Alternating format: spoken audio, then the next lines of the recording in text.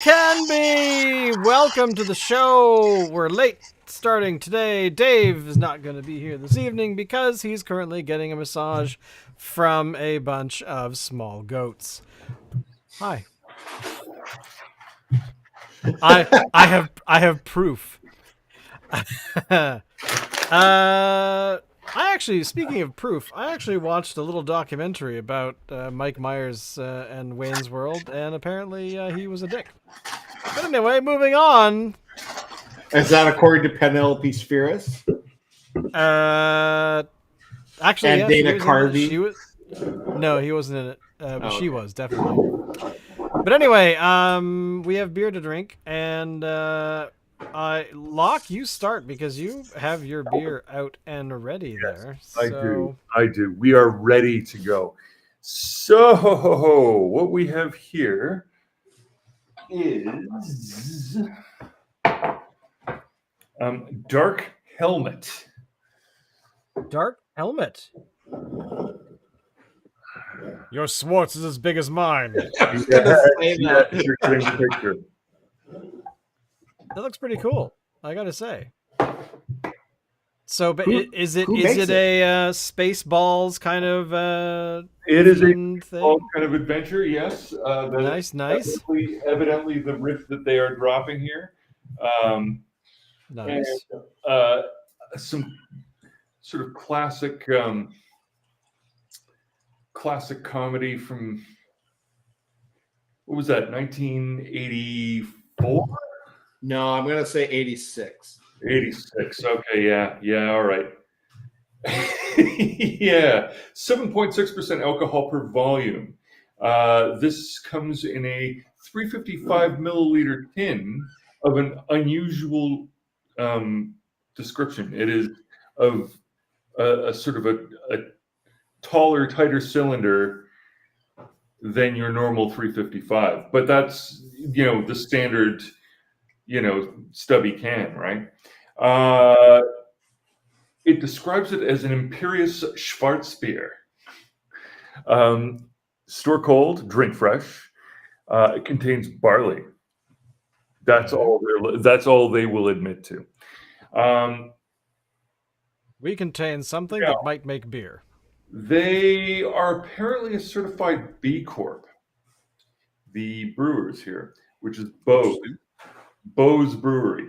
Now, do you all know what a certified B Corp is? Yes. Well, I do. Alan does. Shane? I have no idea. Teach me. Okay. A certified B Corp is a corporation that has decided of its own volition to be a B or benefit corporation. That is to say that they create above and beyond profit or shareholder value. They are compelled by their founding documents to pursue social benefit, environmental benefit, whatever those things may or may not be certified to be, depending on who's doing the certification. And that's why certified B Corps are sort of an interesting thing, is because the certification itself, there's no regulation of it. Like, it's not like once you sign on to these things, if you don't do them, somebody's going to wag their finger at you. No, it's not like hands go that far. And inspect you. Yeah. So what do I think about it being a certified B Corp? Well, if I didn't study law, I probably wouldn't think of it at all. What kind of benefit are they providing? Well, in this case, humor, so far as I can tell, and that's better than most. So let's give it a try. Ooh, it is indeed dark.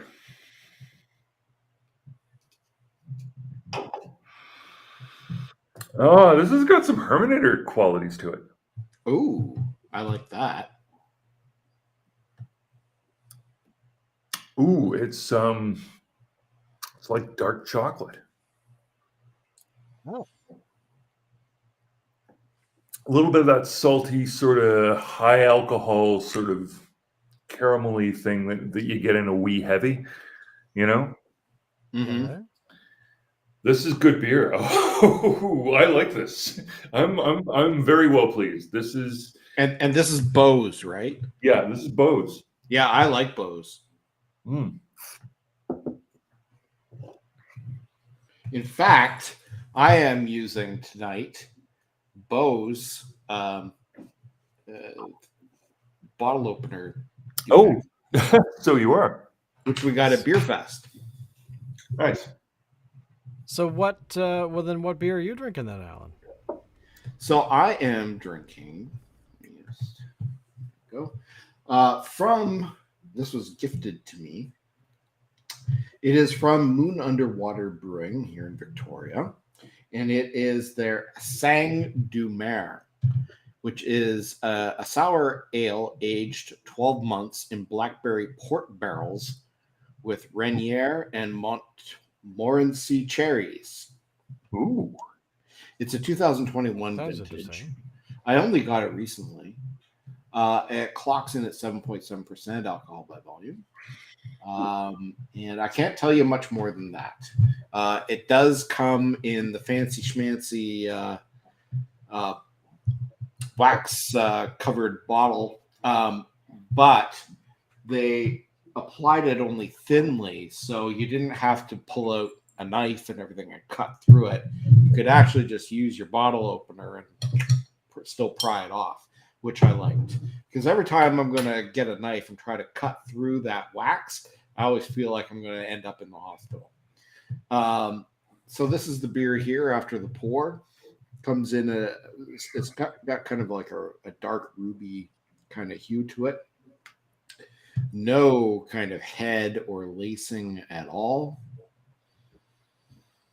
Pleasing odor of fruit. It smells like a sour. It really does. And it tastes like a sour. It's not overpowering at all. It does have that bit of a tartness to it. Now it says that it's aged in port barrels, blackberry port barrels. I'm not really detecting that, to be honest. But it was aged for about 12 months, which is pretty substantial. But I'm not detecting any of that. Maybe a little bit, but not enough. Not like other barrel aged beers. But it's good. I'm really enjoying it.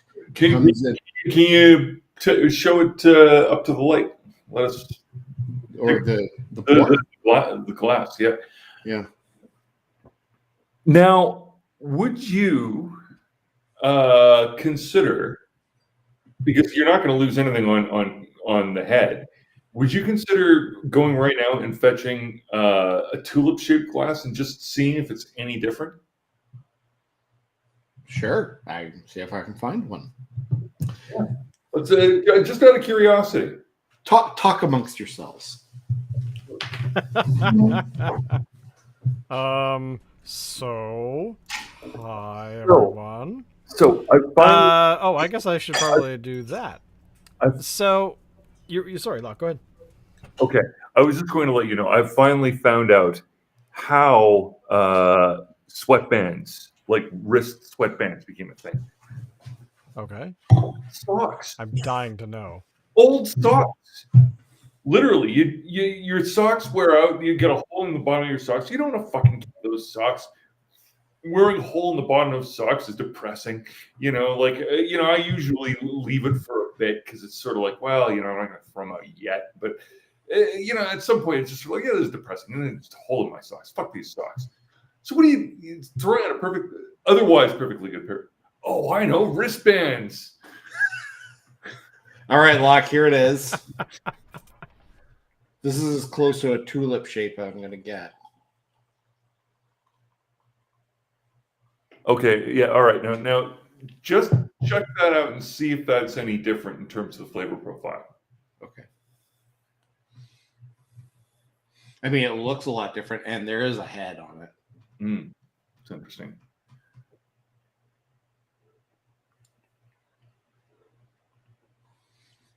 That's interesting.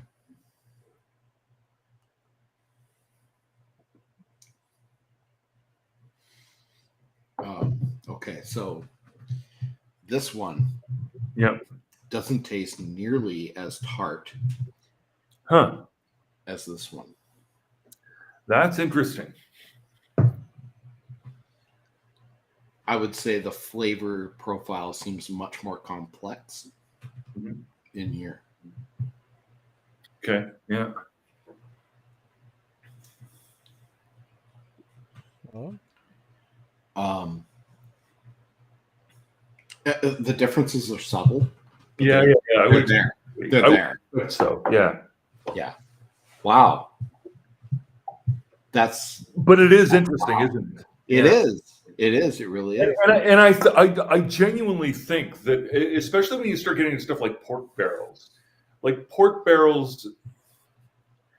winemakers, they think about glassware when they're crafting how their drink is going to work, because like they're very detailed about that kind of thing. Like, Yeah. and so you imagine that's sort of their expectation of what they're trying to do. So, like, give them the equipment to do their thing, and it might just open it up a little bit, Right. Huh. Okay. Now I wish I could transfer the rest of this stuff into this. It's as good as your dexterity. I mean, don't try. I'm not gonna risk it. Okay. All right. So the final beer for the evening, which is the one that I am going to partake in, is from Stanley Park Brewing. Dun dun dun dun. It is called the Sunsetter, the first summer beer of the year. It's a peach white ale. Ooh. Wheat ale. I knew what you meant. So Well, this one, with beer seem fucking different. this smells like a peach. Like, quite literally, that smells like it actually. Wow, that is something else. Hey, Peanut Gallery. Here you go. Hand it over. Okay, there you go. You're very welcome. All right, so this particular beer was discovered in the hallway of my building. Somebody posted on our Facebook building group thing and said free beer in the hallways. So all of a sudden, the Peanut Gallery was there. The Peanut Gallery screamed something excited, ran out the door, and came back with beer. So there's really no complaints. So this one is rocking in at 4.8% alcohol by volume. All natural flavors, it claims, and there's no story on it, which I would think. But the artwork's actually not too bad. It's got this sort of English Bay beach kind of thing, and on the border of Stanley Park. And beer, natural flavors, contains barley and wheat. So I guess there's really no peach in here. I don't know. It smells amazing. So, but does the smell match what is in the glass? Let's take a look here. Ow, my head. Let's take a look here. Still smells like powerfully peach.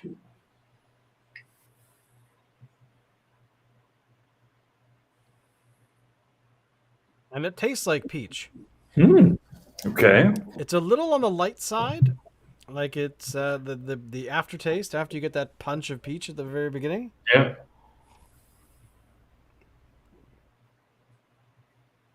It disappears really quickly. Yeah. But overall, again, this is, I think, the first summer beer I've seen out there lately for the year, and I have no complaints. That would be a beer I would drink during the summer. I mean, it's like flavored. It's flavored water. It sort of sounds like what you'd expect for like a thirst quencher, like like that first. It's the hit of peach at the beginning. If you back that up with a full-on peach every time, that it wouldn't be sessionable, right? Yeah, exactly. You couldn't take 12 of those to the beach if they were all like super fruity, back end, heavy duty peach. That'd be like you'd be making yourself sick on the sand, and then the dogs that come along and lick it up, and then accidentally swallow sand. I know, it's so sad. You just have to be very careful when drinking this beer. I mean, ultimately, if you don't, then you're screwed. I mean, it's just how it is. It's the rules. Well, there you are. So, have you been following what's going on in the world lately? Well, there's so many things. What is going on in the world? I don't know. So, Shane, you're a bit technological. What do you think of Elon Musk buying Twitter? I knew you were gonna bring that up. You know what? Quite honestly, I don't care. Okay. Here's the thing. If Twitter's gonna go down in a ball of flames, I'm all for it. I think that the conversation around and let me preface this by I was watching a podcast this morning where individuals were talking about what it meant to be, and they kept saying freedom of speech, which I will remind, and they were all Canadians in this podcast. I will remind all Canadians, we don't have a thing called freedom of speech in this country. It's called freedom of expression. That is correct. And to be very specific, because, of course, when you say freedom of speech, you automatically think of the United States and the Constitution thereof. And all of the stupid cases where they decided things like a man's writing on his jacket was speech, or the spending of donor money to make a documentary is speech. Okay. Well, in this particular context for the show that I was watching, they were having a fairly animated discussion about it because there were some people that were our age in it, but there were some people that were late 20s. All professional people, like they're working in the industry of all kinds of stuff having to do with the web and creating content and whatnot. And it was very cool. But then, closer to the end, the older individuals that were there were actually kind of taken aback by the militant sort of attitude of the younger ones. Even though, to me, that's not a big surprise. Because when you're younger and you're that age, you're not necessarily going to be thinking fully about what it is you're saying, because, at least in my opinion, because they were pretty much saying that Elon Musk, and that's what the conversation that started was. They were talking about the Elon Musk purchase of Twitter, and they said that it's okay for you to say what you want to say, but I don't want to see what you say. And they expanded upon that in such a way that really kind of meant that they were wanting to play gatekeeper to freedom of expression or free speech online, which is highly dangerous. Like they were talking about the context of Twitter being the gatekeepers because they were talking about shadow banning and all these kinds of things, which has been going on for years. I don't know why this is a big surprise. In order to avoid blocking people outright and causing grief, they just quiet you down. It's like Facebook does this all the time. You post something on Facebook, only 1.5% to 3% of the people that are your friends will be notified that you said anything. Then if you boost your post, that goes to 7, then 9, and then increases. So, I mean, it's not a big surprise. So Facebook's kind of already shadow banning people in a way, just because of how they, think that the feed that you see of stuff and how important it is to you. And then, anyway, so they were basically talking about Twitter has been doing this for years, rah, against the suppression of speech by a private company in one breath, and then the next breath, but they're a private company, so they can do whatever they want. And then later on are basically saying that, they didn't say this explicitly, but that's what they were saying, was that they wanted to be the role of the gatekeeper in order to provide and tell people that even though they could say some pretty hateful, awful shit, they still don't want it on the platform. And I'm like, well, you just basically said that Elon Musk is going to somehow make things better, but then at the same time not make it better enough that you want to take on that role of spanking people online, which I laughed, and the people that were our age that were talking at were sort of the bosses of these individuals, were basically saying, I'm very surprised that you are taking that particular stance, that you are, at the end of the day, I don't really care. I participate and I know a hell of a lot about how Twitter works, but at the same time, what do you think of the valuation? Evidently, fair market value right now is whatever Elon Musk just agreed to pay. What was it, 50 billion or something like that? 43. 43. Actually, the really funny part is people are also ranting about how it's really not his money, which I guess is true. I really don't know. Valuation is still. I'm not his accountant, so I couldn't tell you. But like $53 billion, like 43. 43. Sorry, $43 billion. Still, $43 billion. Chump change.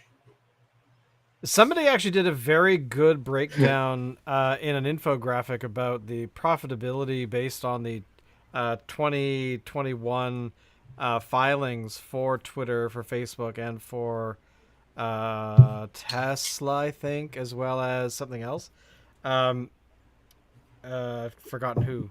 But anyway, they just basically did a breakdown of trying to explain to people that, okay, well, when you have revenue, you then take that revenue and you separate the costs of running the thing that created said revenue, and they broke it all down. Yeah. And Twitter was doing something like $5 billion a year after all of that. Like that was their final net profit or whatever the hell it's called. But they basically still make money. They still are able to do things. I mean, it's like Craigslist, for example. Craigslist makes something like 30 to 40 million a year based on the technology behind Craigslist, because they license it, they develop, they do all kinds of things. Craigslist was just sort of the first project out of the gate, but it's all free and so they basically are supporting it. And it always reminds me that Twitter, Facebook, all of these platforms are all supported because they give away stuff for free. Facebook and Twitter especially. I mean, you look at like Google and free email there, and you look at all the stuff they do, they still have enterprise level or commercial products, where Facebook, maybe they do. I've not really done any research for that, but ultimately their main product is given away freely to people that use it without the thought of it ever costing any money. And I remember about, I don't know, maybe 10 years ago, Facebook floated the idea of, hey, would you pay for Facebook? Like, we've been around for 5 years. What would the cost be that you would think is fair? And they floated like 5, 15, 20, 25, that sort of range. And basically the resounding response was, no, we don't want to pay for Facebook. At the same time, you're like, but how do these platforms exist? There's no government I could think on this planet would ever create a social media platform that they ran as a utility. It's just not gonna happen. Taxpayer money, people bitch and moan about things like the CBC. I support the CBC. Is it perfect? No. But do we need one? Yeah, we do. But social media, maybe not. I mean, let's all go back to blogs, man, because that was where the action was at before Twitter. Let's go there, because you are supporting yourself, you're doing it yourself, you are running it yourself. So what you're talking about is an economy where you've got more independent, business operators who could potentially, if they get good at what they do, become employers rather than. Well, Facebook and those guys. I mean, hungry mouths that are just churning the advertising wheel. Yeah, I mean, like, social media basically is trying to answer a question about people wanting to be able to market online, and there was really nothing for a long time. There were blogs and websites for a good 5, 6, 7 years before Twitter, before Facebook, and then those platforms came along, and they took off. They became popular, and they filled this sort of need that people have to be able to communicate with their friends, family, etc. but then, of course, the wider audience of the world.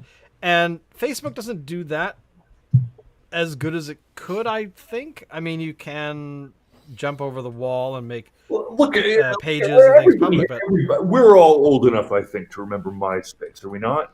Yes. oh yeah, I still have a MySpace. I haven't So logged do into I, it in years, actually. but I still have one. I know I do. So do I. Now there's zombie accounts because, and evidently the bit rot has gotten into all of the video.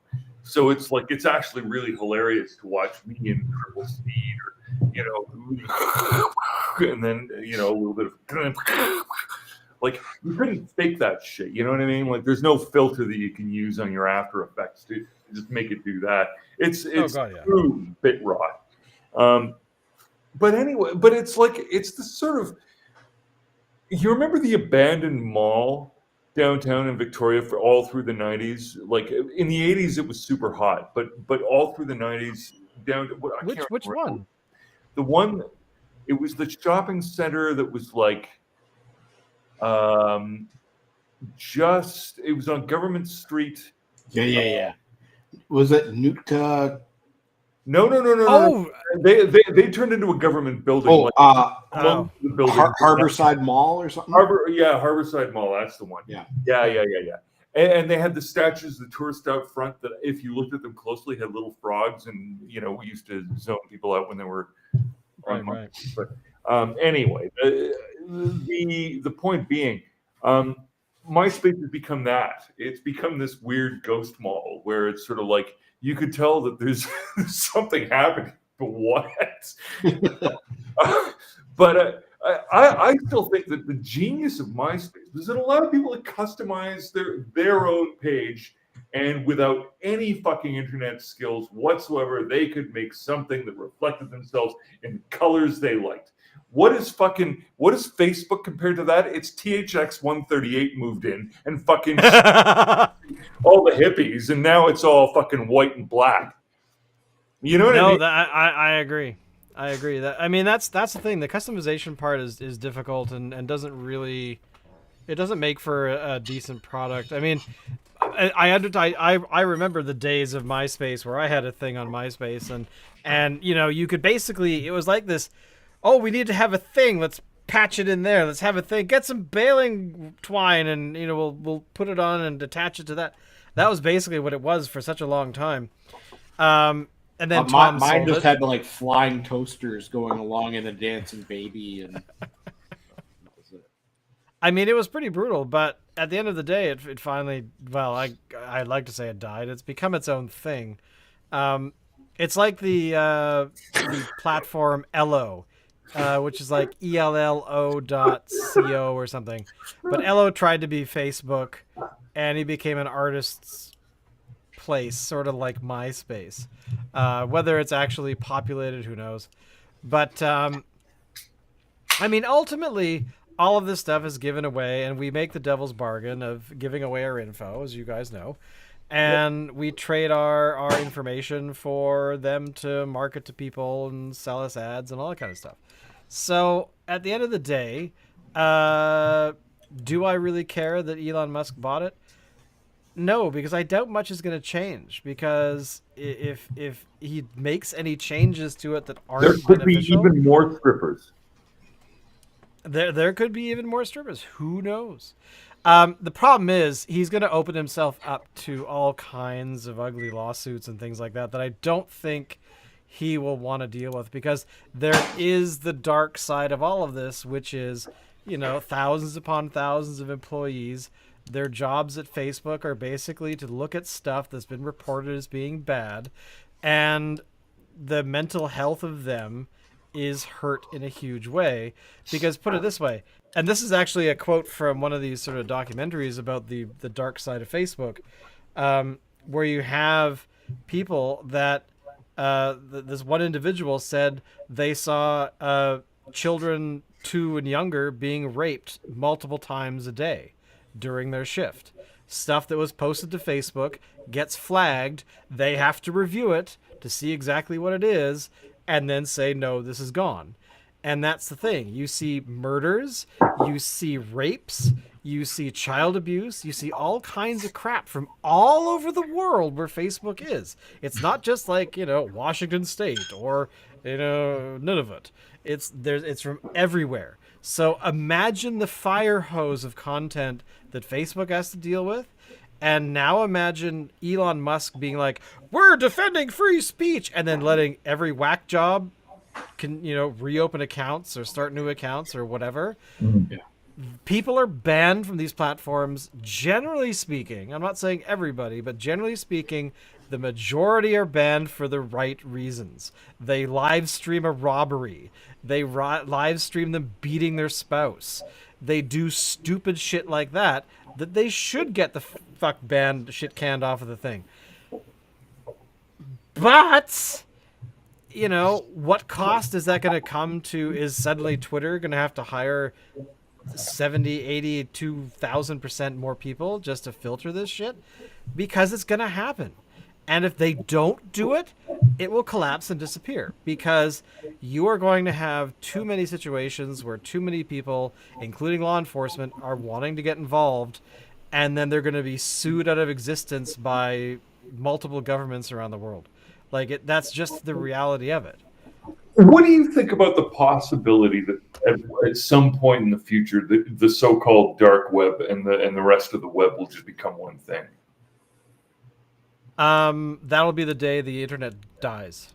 That will be the day the internet collapses in on itself, because nobody will want to participate.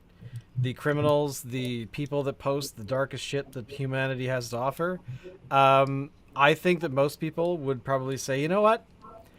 I don't like... I mean, it would be like AOL... It would be worse than Putin, wouldn't it? Yeah, I mean, it would be so much worse. Putin is a complete nut job, crazy man, whatever you want to call him. But at the end of the day, he's just one person that leads one country that does have an impact everywhere else or in a lot of other places. But multiply that by a lot. That's the thing. And that was actually the big thing that this conversation earlier, the podcast I was listening to, they started referring to the people they don't like as being, I don't care what you say in a free speech world, but as long as you're not being assholes to each other. And I'm like, the fuck did you just say? Did you not understand the context of what you just said? You want people to have fair game on platforms like Twitter, and that is what you're going to get. It will rise to the top of people being assholes to each other. Why do you think Trump became a thing? Because he's an asshole to everybody, even the people that say they like him. I'm like, it's just going to multiply by 1,000,000,000%. I mean, that's what. I mean, I'm sorry. There need to be gatekeepers on platforms like that. Now, that if you don't want gatekeepers, go to the dark web. It's there. It's not hard to access. Go find it. You want free speech? That's where it is. And by the way, when you come back, make sure you bring me a fucking key of heroin. I want it delivered to my door for $20, and thanks so much. I'm sorry. I dwell on this stuff all day long, every single day, and it baffles me that people do not understand the weight these companies are under. The free speech thing is like 1% of it. The rest of it, people have no idea, because they don't want to know that people post the raping of infants online every day. There are disturbed people out there that do stupid shit that shouldn't happen. But they do, and they want to share it for whatever reason. Why do people share pictures of their garden during the summer? Why do people take pictures of their food? Why is it such a leap for a disturbed individual to post a picture of him beating his child? I don't get it. It will just get worse. We need gatekeepers. I'm really sorry, but we do. Because individuals are smart. People are stupid. This is the thing. You act as an individual, and at some point you're going to run into something where it's like, yeah, I shouldn't be an asshole to X, Y, and Z, and I should be more open-minded and have an open heart. But people fuck it. You see it on the fucking news every single day. People are morons, and they do not know how to handle themselves entirely online because of one simple thing. I don't want to know. Not in my backyard, not in my mental state, not in my memory, not... I remember accidentally clicking on a video where somebody had said, hey, this is an important video to watch. I click on it, and it was a video of an Imam taking an AK-47 and shooting a bunch of people right in front of him. And that is emblazoned on my mind. I never want to see it, but I've now seen it, and I can't unsee it. Multiply that by 1 billion, this world is doomed. It's already doomed, but it's even more so. The internet will be doomed. Oh, anyway. Locke, I'm I out think of beer. that broke Shane. That was I think one of the best rants we've had of you all season. Yes. Well done, sir. I agree. But yeah, it just pisses me off that this stuff is everywhere. It doesn't take much to find it, and social media is not a place for it. It shouldn't be anywhere, but still. Now, out of all of that, I do have one comment here. I was a little bit troubled by the fact that you characterized lawsuits as ugly. They would be fun. Actually, to be honest, it would actually be fun to watch. I would love to see that because. If you're a publicly traded company, you have certain rules to follow that you have to follow, in theory. You generally have a group of people that have a say in how the company is executed and all these kinds of things. And you have to face all the realities if you're on the board or the higher ups of that sort of structure. They have to make decisions about certain things and whatever it might be. But the moment you take it private, people think that Twitter would be a target, but as a publicly traded company, not so much. In sort of, they don't. It's not like they never get sued, but it's going to get so much worse. But back to my original response, I don't really care if Twitter vanishes tomorrow. I kind of think that's a good thing. Yes. In the realm of cancel culture, because people keep referring to it as the town square. It is not the town square. I'm sorry. Twitter is an online space. You can call it whatever you want, but it is a place where a bunch of people get together and talk about whatever. I use it purely because I know there's cool people there. I talk to those cool people. I talk about whatever I'm doing if I so desire. But I don't use it as a place to judge people and follow those stupid rabbit holes of ridiculousness in my humble opinion. But I tweeted something just the other day. What did I say? Because somebody posted on Twitter about if you're not on Twitter, you're a nobody or something, or you're some sort of thing. And I wrote, where is it here? Hang on, I gotta find it.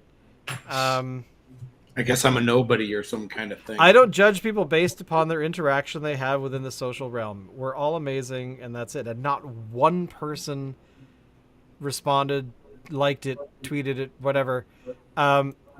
Because I did that on purpose. I wanted to have something positive-ish that was just kind of like a nothing post. And but you post my rant as a video on Twitter. And yeah, people go, oh yes, like, retweet.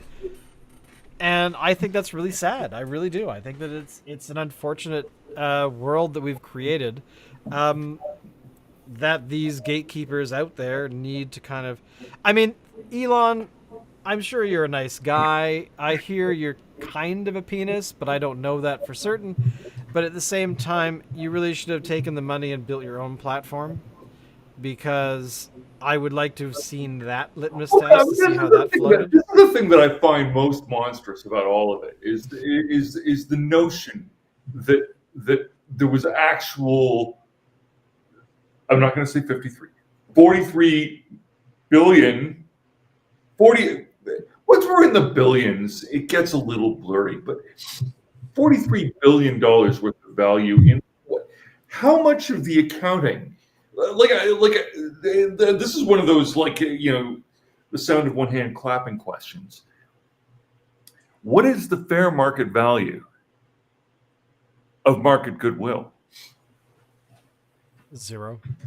Well, maybe, unless it's accounted otherwise. I would say that it's Because I got to tell you, if you look at whatever Elon Musk just paid for, I think that was probably a figure that came up in the accounting somewhere.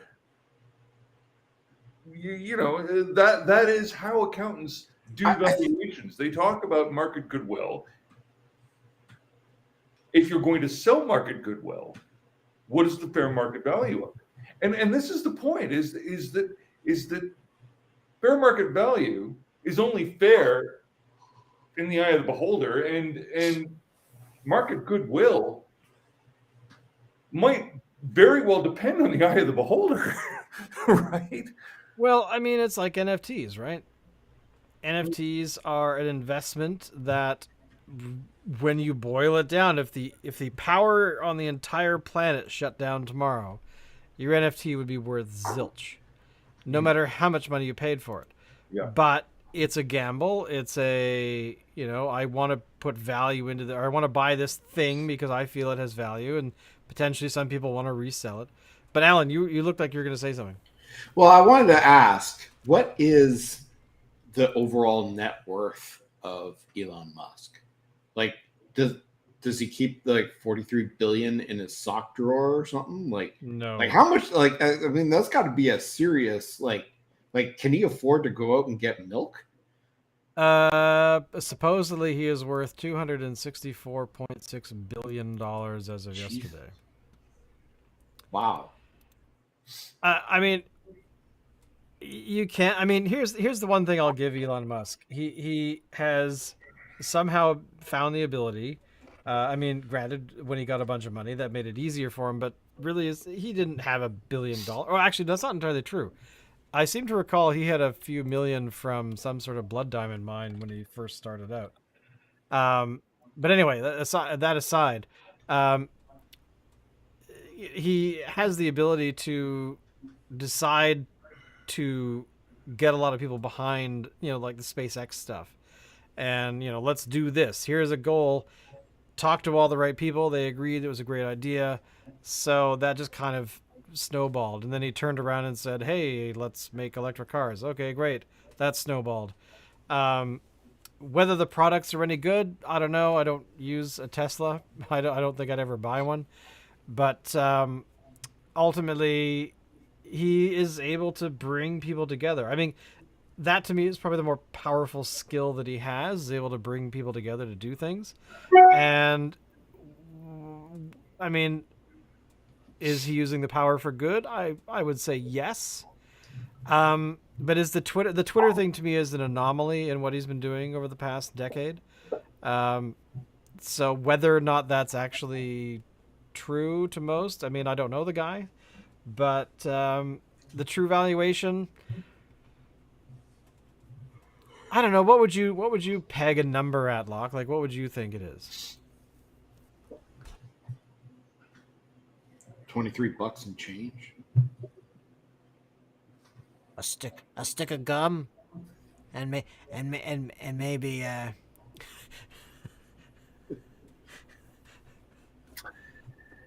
Again, we're talking sound of one hand clapping stuff. I think there's something sort of idiosyncratic about Twitter that might be, But Interesting that you said idiosyncratic. I was thinking just idiotic. But yeah. Look. As a way of contacting prostitutes, it has genuinely become the new Backpage. Is it? What kind of Twitter channels are you? Hashtags are you using? I would let me get a pen. If you practice law, you run into a lot of different circumstances and a lot of different types of issue, and so it comes up from time to time. The fact that it's been a mouthpiece for a president that, as far as I can tell, is only capable of using that many characters to make statements. It's sort of Well, I mean, the one thing he's Kafefi. The one thing that I do think that Twitter has a great power of doing is politicians and prostitutes. There's not a lot of distance. Journalistic. I mean, there's definitely where the prostitutes hang out in Victoria. Well, on Street, right? Yeah, hey, there you are. Get on Twitter and find out. But I mean, ultimately, it does have a great power, but there are other ways to do that. I mean, I remember, 2004, 2005, prior to Google releasing filtered searches and all kinds of other features that we take for granted today. Yeah, no, oh my God. It was very easy. Search would come up with at least some porn. Well, no, not porn. Well, yeah. Yeah. But I'm talking about the ability for you to post something online and for it to be found relatively quickly. So, I mean, at the end of the day, I think at some point we are going to run into a far more regulated internet in terms of not content, but I think access. I think that is going to become an issue at some point. I mean, net neutrality is incredibly important and should be a thing, and people should have access to the internet because we're definitely a society that's, well on our way for it to be a requirement for anything. Like, you can't get a job, for example, or even find jobs really to do. But I mean, that's a big issue. But as somebody that's against societies but pro humanity, I'm still of the view that we need more, access for everyone. I agree. I mean, I was reading about what's that? What is the is it actually Elon Musk again? Come to think of it, the Starlink thing, the low orbit satellites providing internet to all of it. So anyway, that was a big thing, and I was reading about space junk for one, and then I was reading about collisions and low orbit collisions and stuff, and I actually this is completely an aside. But there was actually an expulsion of plasma from the sun that actually took out a whole bunch of Starlink satellites, like knocked them out of orbit, and they burned up in the atmosphere. And because there's a lot of the right now, just specifically right now, we are on the incline of sunspot activity and a lot of ejecta from the sun, which I think is supposed to peak in 2025 or something. But it's because the poles on the sun are shifting. Okay. And that happens every. Alan, you're more of the expert. 11 years. Yeah. And so that kind of stuff is happening, and no one's really hearing about it, which is kind of surprising. That's fucking super interesting. But we had a near miss apparently in 2021 earlier in the year, where a massive ejection of particles left the sun, and we were something like 3 hours away from being in there. So you just kind of, how the Earth travels around the sun, like we really could have had a huge issue, because that would be, if we get a direct hit from something like that, our technology, internet otherwise, is gone. Like, we will take a massive, our infrastructure, power, electricity, internet, all of that's basically eradicated, and would take years to rebuild. Like, we're talking 5-6 years just to get the internet back online.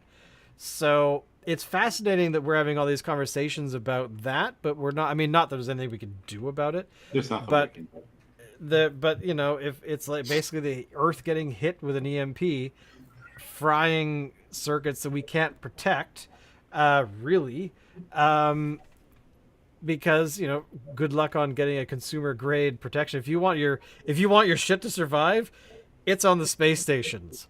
If you want in the satellites, if you want your crap to survive, your next phone and computer are going to be worth like $1.5 million just for the hardening of all the electronics inside.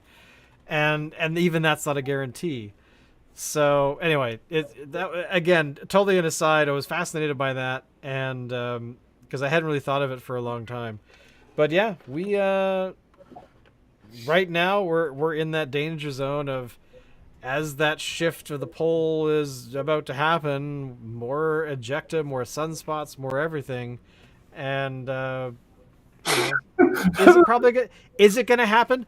Probably not. I mean, the chance of it happening is pretty high, or sorry, is pretty low Yes. in the grand scheme of everything.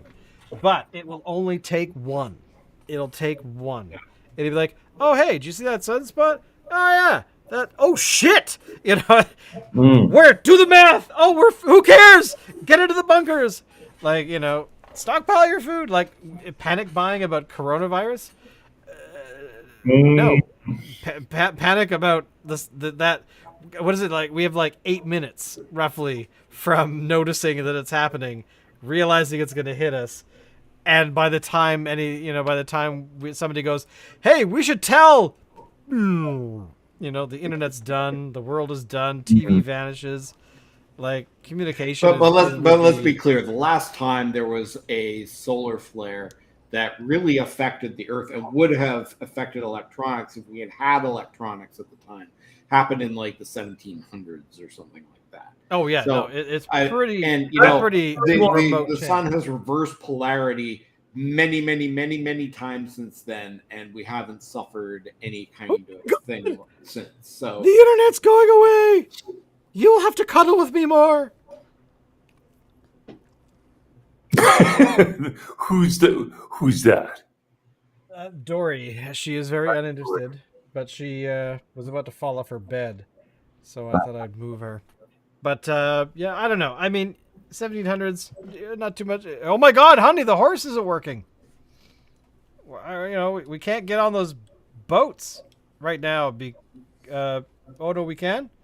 Oh, age of sail. Right. Okay. Never mind. But anyway. Yeah, I am fascinated by the being democratic on the internet and having a democratic internet, but we haven't actually had one yet. Fuck. Everything's got to be fucking democratic nowadays. I gotta be honest with you, like, it's an important tool to have in your kit, but if the only tool you have in your kit is a fucking hammer, everything looks like a nail. But democracy isn't even like that, because it's not. Oh, I agree. I mean, what is it? I don't know who the quote comes from, but democracy is pretty good, and it's the best government we can get. Yeah. As opposed to all the others. You're thinking of Churchill. Yeah, democracy is the worst of all possible systems, except for all the others. There, thank you. Right. Yeah. But I mean, ultimately, decentralization, I think, will eventually be the answer. Where I sort of think of it as the internet's a highway that you get on and get off of. So you have these kinds of abilities to not have everything in one spot. It's a much more complex thing. But essentially, I always think of the internet as technology as displayed in The Fifth Element, where you have the bazillion high rises and flying cars and all that kind of stuff. But the one common thing that I just happen to, I just kind of feel about that film and notice about that film is that, broadcasting is basically controlled by the higher ups, and then everyone else has the internet, or they don't call it the internet, but it's this very, very rudimentary, actually, even a better example actually would be like 1970s film Alien. The technology in that, how it is interacted with, all that kind of stuff. There is no internet. No one cares. It's all about survival in space. It's all about, if I'm going to open that door, how do I open it? Pull the big, huge handle that says open. Okay, great. Which is effectively where we are right now, because exactly. Like, nobody gives a shit if Facebook cuts service to Russia. Nobody in Russia is going, oh my God, they cut our Facebook. Russia cuts gas. That's a little different. Yeah, which I gather they did today. They cut gas flow and oil flow to Portland, not Portland, to Poland and Bulgaria. Yeah. So that will be interesting because they really wanted to they wanted to be paid in rubles, which Which I think, surprised me, to be honest. Like, I mean, it didn't. It but didn't. it was Yeah, okay, it makes sense, but sort of awesome, you know, like oh, it was a drive flex. our currency into the ground. Tell you what, we'll sell you gas, but you gotta pay us in rubles. Yeah, exactly. It was a total flex. And I gather some countries in that region have actually started paying in rubles, which kind of defeats the purpose of what they're trying to do. But I actually had a rant the other day. Oh, yeah. The statehood of Russia looks so much bigger. If you ever see, like, you know, Putin making statements, you notice he isn't flanked by a bunch of fucking cronies. He's just standing there on his own in the architecture of the Russian former Russian state, right? Like he's standing there in the grandeur of the Russian state, singularly on his own. And because if you look at pictures of him standing at Xi Jinping, he's a fucking tiny little man. He makes the whole edifice look much bigger as long as he doesn't have anybody standing around him. Because then you don't realize how fucking tiny he is. Like, I'm Putin. serious. If he Right. had people flanking him, you'd realize how little a guy he was, unless he was standing on stilts or a box or something. I mean, fuck.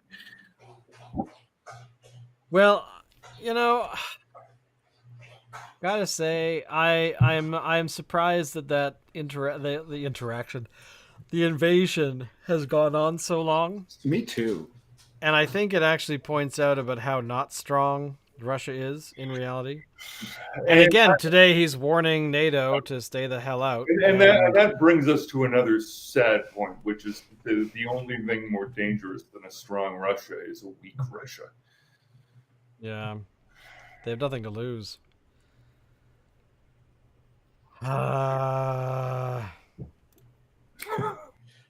What an uplift. And at the end of the day, you know, there is a part of me says, you know, it's too much to hope for. It's too close to the aspirations and hopes of the notional West, meaning the United States and all the other countries that it imagines are part of its imaginary empire. It's too close to their dreams that perhaps the Russians would just rise up and displace Putin. But God, You know, always? I thought that actually Haven't would they have fucking always? started like Russia's. If there's any talent that the Russians have, it's overthrowing any of the apparent leadership. Like if you want something really tasty to really, you know, leave you with some nightmares, but also like a sort of a Game of Thrones level of sort of holy shit, read the account of how Peter the Great became the Emperor of Russia. He didn't become the Emperor of Russia on his own. In fact, actually, it was him and his developmentally disordered brother Alexei, who at the same time were pointed as joint. Like, imagine dealing with that, and then you know, Russia's history has a series of. I think there was a false Alexei, and then a second false Alexei. Like they had a succession of false Alexeis in their history of. Thank you, Keith. Keith Poor, everyone, from the wilds of Langford. Oh, Um, flames for nice. I've run out of beer, but I was too. just so you know, Keith, I was drinking Stanley Park's Sunsetter. Yeah, we've been yeah, it's been a night. This is actually Been a night of rants. This is actually a fact that I found a while ago. Speaking of Peter the Great, that the St. Petersburg Wax Museum has a wax dummy of Peter the Great. But if you Google it, tell me who you think it actually looks like. It kills me. And I've already Googled it for your benefit, so I'll show you in a second. But this is supposedly the Wax Museum dummy of Peter the Great in St. Petersburg. And here it is in all of its glory. Here we are. Peter the Great, everybody. Peter the Great. Tell me that is not Ron Jeremy. That is Ron Jeremy. That is not Peter the Great. Badger. Like, to me, it's Ron Jeremy. How could this not like Ron? It kind of also looks like Edgar Allan Poe. See, there you go. Peter the Great, everybody. Peter the Great. Here you go. Peter the Great. Welcome, Peter. Welcome. I mean, how could that not be, I'm sorry. It just kills me that is a thing. But I saw that randomly online, one of those things you click on because you're like, I'll check it out. Why not? And yeah, so I saw it and I thought of you right away. Look. Oh, you art history majors. No, look. Why, hello there. You scared the dickens out of me. Look, I have actually met Ron Jeremy. Just so you know. You've mentioned it. Yeah. And he was everything you expected. Yeah. No. Well, we talked about Robert Williams. Nice. Yeah. On that note, we've been going on for an hour here. Hopefully, Keith, watch back the rant that we all go on about the internet and how it sucks. And yeah, exactly. Take that, internet. But we'll, of course, be back next week, if not before. And, of course, do tell people about the show. We do this all for Follow fun us on Twitter. And follow us on Twitter. Follow us on Facebook. Make sure you become our friend. Follow us around. And that'll become a sound effect on our next show. Thank you all, and we'll see you all next week. Thank you for watching. Bye!